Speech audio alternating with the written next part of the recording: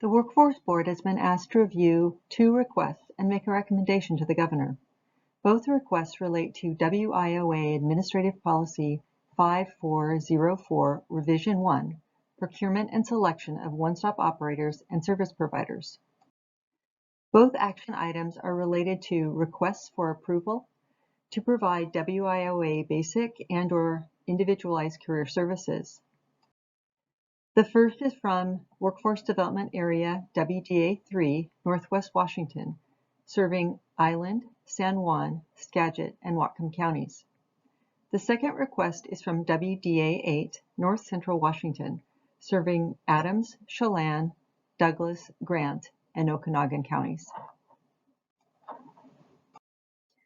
Required documentation.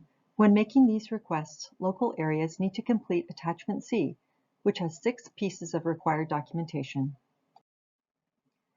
In your board packet, you will see the required documentation submitted by the leadership of both WDAs. Attachment C, part of WIOA Administrative Policy 5404 Revision 1, is the request for approval to provide WIOA basic and/or individualized career services. There are 6 main types of documentation required for this request.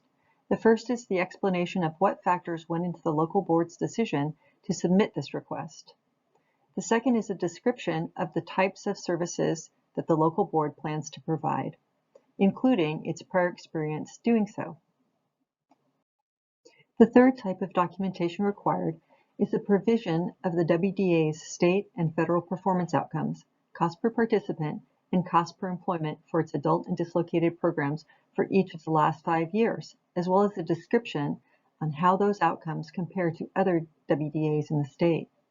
Fourth, evidence is required on how the local area is qualified to provide these basic and/or individualized career services. The last 2 pieces of documentation required for this request come in the form of signed and dated letters.